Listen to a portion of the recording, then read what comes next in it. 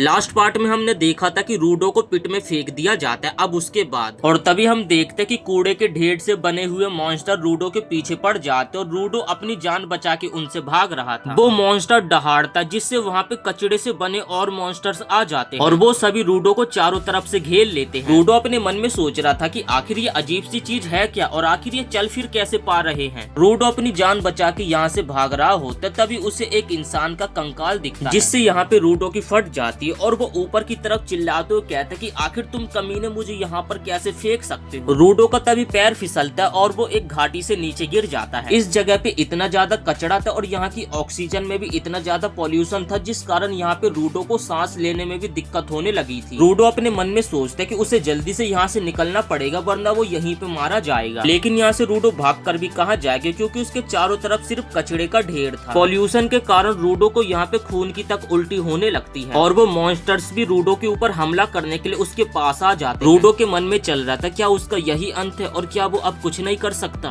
तभी उसे अपना एक फ्लैशबैक याद आता है और उसके बाद वो कहता है कि अभी मेरा अंत नहीं है, मैं अभी नहीं मर सकता, अभी तो मुझे बहुत कुछ करना है और अभी तो मुझे बदला लेना उन लोगों से जिन्होंने मुझे गुनहगार ठहराया जो कि मैंने कुछ गुनाह किया भी नहीं। और सबसे पहले तो मुझे उस कमीने को ढूंढना जिसने की रेक्टो को मारा। तभी रूडो के गिलफ से अचानक से रेड एनर्जी सी निकलने लगती है और उसके सामने की चीजें चमकने लगती है और तभी उसे उस चमकती हुई चीज में से रूडो को एक पाइप दिखाई देता है और पाइप को रूडो पकड़ लेता है और जैसे वो मॉन्स्टर रूडो के करीब आता है तो वो पाइप खींच के रूडो उसके मुंह पे मारता है और हम देखते कि एक आदमी दूर बैठा हुआ दूरबीन से ये सब कारनामा देख रहा था। रूडो अब उस मॉन्स्टर से उसी रॉड को लेकर फाइट करने लगा था और मॉन्स्टर के अलग अलग जगह पे मार रहा था। लेकिन यहाँ पे ऑक्सीजन में पॉल्यूशन होने के कारण रूडो को सांस लेने में काफी ज्यादा दिक्कत हो रही थी और उसकी हालत खराब होने लगती है। तभी दो मॉन्स्टर रूडो को दो तरफ से खाने के लिए आ जाते लेकिन अचानक से दोबारा से रूडो के गिलफ से वही रेड एनर्जी निकलने लगती है और एक मॉन्स्टर को रूडो उसके सर पे हिट करके अलग कर देता है और फिर एक चद्दर का टुकड़ा उठाकर उससे दूसरे मॉन्स्टर को डिस्ट्रॉय कर देता है। और यहाँ पर रूडो जिस भी चीज को छू रहा था वो उसके हाथ में आते ही एक खतरनाक हथियार बन रही। लेकिन अभी भी सबसे बड़ा मॉन्स्टर बाकी था जो कि रूडो को पकड़ के दूर फेंक देता है और तभी रूडो अपने सामने एक इंसान को देखता और उस इंसान को देखकर यहाँ पे रूडो एकदम हैरान हो जाता है और उस आदमी ने अपने मुंह पर एक किसी तरीके का मास्क पहना हुआ था। वो आदमी रूडो के भी मुंह पर एक मास्क पहना देता जिससे यहाँ पे रूडो को सांस लेने में कंफर्टेबल होने लगा था। तभी रूडो उस आदमी से पूछता कि क्या तुम यहीं पे रहते हो। वो आदमी रूडो के किसी भी सवाल का जवाब नहीं देता है और उसे शांत रहने के लिए कहता है। लेकिन यहाँ पे रूडो उस आदमी से सवाल पे सवाल करे जा रहा था जिस कारण उस आदमी का दिमाग खराब हो जाता है। तभी वो आदमी कहता है कि चूतिया है क्या, मैं कब से तुझे यहाँ पे शांत रहने के लिए कह रहा हूँ और वैसे भी तुम ही लोगों ने यहाँ पर ये कचरा फेंका है और अब उस कचड़े मॉन्स्टर ने हमें सुन लिया और वो लोगों के साउंड पर रिएक्ट करता है और इसलिए मैं तुम्हें इतने देर से शांत रहने के लिए बोल रहा था और मैं तो इतना बात भी नहीं करता हूँ। वो मॉन्स्टर ठीक इनके पीछे आ गया था और वो बस इन्हें खाने ही वाला था। तभी वो आदमी अपने छाते में किसी तरीके की एनर्जी को डाल देता है और अपने छाते को एक हथियार में ट्रांसफॉर्म कर लेता है। वो मॉन्स्टर इस आदमी की तरफ अपना हाथ बढ़ाता है तो ये आदमी अपने छाते को एक चक्री की तरह घुमाकर उस मॉन्स्टर को डिस्ट्रॉय कर देता है जिसके बाद वो कचड़े का बना मॉन्स्टर एक भाप बनकर उड़ जाता है। अब इन लोगों के सामने बहुत सारे मॉन्स्टर आ जाते तो ये आदमी बिजली की रफ्तार से एक एक करके सभी मॉन्स्टर को डिस्ट्रॉय कर देता है। रूडो उस आदमी को देखकर सोच रहा था कि ये कैसी पावर है, अगर ये पावर मुझे मिल जाए तो मैं उन कमीनों को चुटकियों में ही सबक सिखा दूंगा। तभी वो बड़ा मॉन्स्टर इस आदमी की तरफ एक पत्थर को फेंकता लेकिन ये आदमी अपने छाते को एक चक्री की तरह घुमाकर उस पत्थर को डिस्ट्रॉय कर देता है और उसके बाद ये आदमी उस मॉन्स्टर के ऊपर जाकर अपने छाते को एकदम बड़ा कर देता है और एक जोर का धमाका करता है जिससे यहाँ पर वो मॉन्स्टर मारा जाता है और इस आदमी का जो छाता होता है वो एकदम पहले की तरह नॉर्मल हो जाता है। रूडो उस आदमी के पास जाकर उससे पूछता कि आखिर तुम हो कौन, जिस पे वो आदमी अपना मास्क उतारते हुए बोलता है कि मेरा नाम इंजन है और मैं एक क्लीनर हूँ। तभी उसे गंदी सी बदबू आने लगते जिस कारण वो जल्दी से अपना मास्क पहन लेता है और रूडो को ही डांटने लग जाता है कि तुमने मेरा मास्क क्यों उतरवाया कमीने। तभी अचानक से यहाँ पे रूडो बेहोश हो जाता है और उसके बाद हमें रूडो का एक फ्लैशबैक दिखाया जाता है और यहाँ पर रूडो अपने बचपन में अपने दोस्तों से झगड़ा करके आया था और उसने अपने दोस्तों से कहा था कि चीजों में भी जान होती, लेकिन उसके दोस्त उसके ऊपर हंसने लगे। तभी रेक्टो पूछता है कि क्या तुमने उन्हें फिर पलट के मारा। तब रूडो उसे मना कर देता है जिस पे रेक्टो कहता है कि ये तुमने अच्छा किया। रेक्टो तब समझाता अगर तुम किसी चीज का अच्छे से ख्याल रखते हो तो उसमें सोल आ जाती है। रूडो कहता है मुझे तो लगता था कि जान आ जाती है, जिस पे रेक्टो कहता है कि ये तो बस एक पुरानी कहावत है। रेक्टो कहता है लेकिन मैं इस बात पे यकीन करता हूँ जैसे कि इस टॉवल में भी एक सोल है जो कि तुम्हें हमेशा अच्छे से साफ कर देता है। जिसके बाद रूडो पूछता है तो फिर क्या उस कुर्सी, उस टेबल, यहाँ तक कि इस घर की हर चीज में सोल है। रेक्टो तभी हंसते हुए कहता कि हाँ शायद हो सकती है। तब रूडो पूछता कि तो फिर इन क्या ग्लव्स में भी सोल है? रेक्टो तभी उसे कहता कि तुम अगर इन ग्लव्स का अच्छे से ख्याल रखोगे तो कुछ समय बाद इन ग्लव्स में भी सोल आ जाएगी। सीन प्रेजेंट में आता है। रूडो को तभी होश आ जाता है और रूडो देखता है कि उसे जंजीरों से बांध कर रखा हुआ और उसे एंजन ने बांधा था और वो उसे घसीटता हुआ कहीं अपने साथ लेकर जा रहा था। रूडो तभी कहता है कि मुझे छोड़ दो, मुझे वापस जाना है, जिस पे एंजन कहता है ये तो लेकिन नामुमकिन है।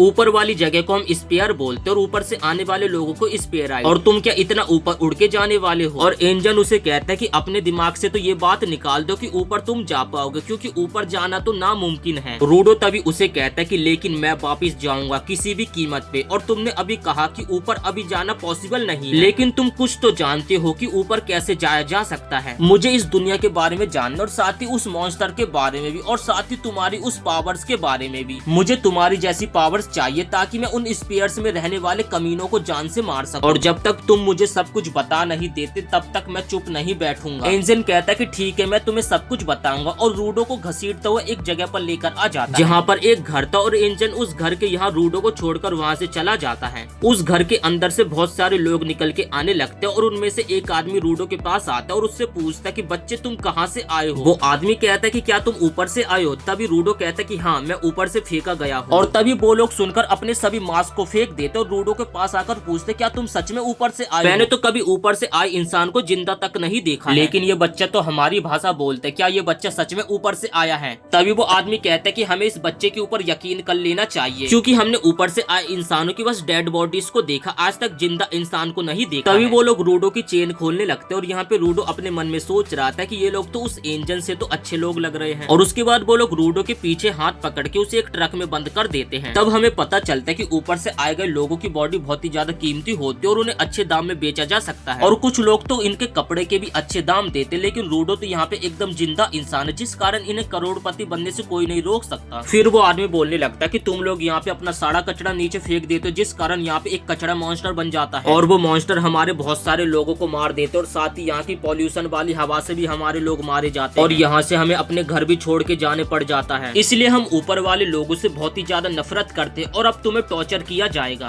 तभी वो आदमी रूडो के मुंह में एक कचड़ा डालने लगता है और कहता कि कैसा लगा तुम्हें? तो हमारा खाना भी कचड़ा लगता होगा ना। रूडो तभी कचड़े के साथ साथ उस आदमी की दोनों ही उंगलियों को चबा लेता है, और जो उस आदमी ने खाना दिया था उसे भी खाने लग जाता है और कहता है कि ये कचड़ा नहीं है, इसे अभी भी खाया जा सकता है। जिससे भी मैं मिलता हूँ वो लोग हमेशा मुझे ज्ञान देते रहते, ये वो लोगों को हमेशा अपने हिसाब से बांटना बंद करो। और इतना कहकर रूडो वहाँ पे जंजीर को तोड़कर बाहर निकल जाता है, और फिर से हम उसके आसपास वही रेड एनर्जी देखते और उसके आसपास की चीजें उड़ने लग जाती हैं, और एंजन दूर से ये सारी चीजें देख रहा था। तभी रूडो को रेक्टो की बात याद आती है कि अगर तुम किसी चीज का अच्छे से ख्याल रखते तो उस चीज में सोल आ जाती है, और वो सोल फिर तुम्हारी मदद करती है। और हमें देखने को मिलता है कि रूडो के ग्लव्स में वही एनर्जी आ जाती है और वो एक चेन को पकड़ लेते। तभी बाकी के लोग सोच रहे थे क्या स्पेराइट भी ऐसी एनर्जीज को यूज कर सकते हैं। एंजन रूडो की तरफ देखकर सोच रहा था जो लोग चीजों का अच्छे से ख्याल रखते और उनमें जान डाल देते उन्हें गिवर कहा जाता है। वो लोग रूडो को मारने के लिए उसकी तरफ भागते, लेकिन रूडो उस चैन को अपना हथियार बना लेता और सभी को रूडो एक एक करके मारकर उन्हें बेहोश कर देता है। तभी वहाँ पे एंजन आ जाता जो कि रूडो का हाथ पकड़ लेते और कहते कि बस कर यार इतना बहुत। तब जाकर रूडो अपने होश में आ जाता और कहता है कि अभी यहाँ पर क्या हुआ, और रूडो के हाथ में जो चेन है इन सारी चीजें थी वो भी धूल बन के उड़ जाती है। एंजन तभी रूडो को कहता है कि मुझे देखना था कि तुम्हारे अंदर कैसी पावर है, वो मैंने देख ली। अब मैं तुम्हें इस जगह और यहाँ की हर चीज के बारे में बताऊंगा, और बदले में तुम हम क्लीनर को ज्वाइन कर लो, हमें तुम जैसे लोगों की बहुत ही जरूरत है। रूडो कहता है कि मुझे नहीं करना, और इसी के साथ ये एपिसोड यहीं पे समाप्त हो जाता है। वीडियो पसंद आई तो वीडियो को एक लाइक करके चैनल को सब्सक्राइब जरूर से कर देना।